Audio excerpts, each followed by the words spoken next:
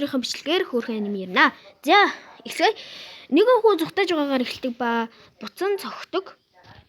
Цогтөгч яаж чадахгүй байдаг ба тэгээд идүүлэх үү гэтэл хэдхэн секундын чигтээ том чонны зүрхлүүн хутга дүрчигсэн доороос нь гарч ирэх ба амьсгатын хэвтэх бие хүүгийн кадр нь солигддог.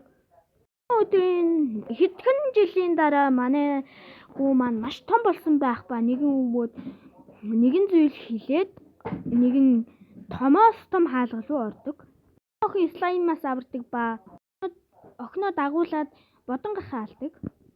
Тэр охиноо нэгэн эльфтээр орхиод нэгэн эмээтэй ярьдаг. Нөгөө эльф хурж ирээд нөгөө охиныг алга болсныг хэлэхэд манай хүн гүгээд явдаг. Нөх аимшигтэй чонд яг бариултын даван дээр манай хүн авдаг. Чонныхоо махаар найр хийсэн байдаг. Амттай байна гэд инээхт нь хөөрхөн юм байгаад хөөрхөн охин байдаг. Тэгээд харсаж эжгэрчдэг. Хөөрхөн охин байгаа чинь өнөөх үйлчлэгч нэстэ юм барьдгүйгээд хөөрхөн. Өнөөгөө слайм алуулдаг. Хичнээн хичээгээд барахгүй шүү дээ. Слаймын сул тал нь нүд гэдгийг нь ойлгоод нүдийг нь цавчдаг.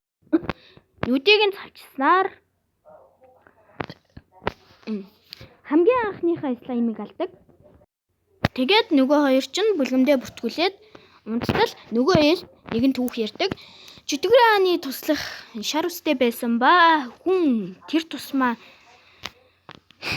том болж хувирдаг аимшигтай хүч ширхэг нэгэн байсныг дурдаад дуусахад өнөөх охин чинь том болоод заван инээснэр энэ анги маань төгсдөг. Дараагийн ангийг нь үзэхийг хүсч байвал лайк болон subscribe тавьчаа дараарай. Дараагийн 7 хоногт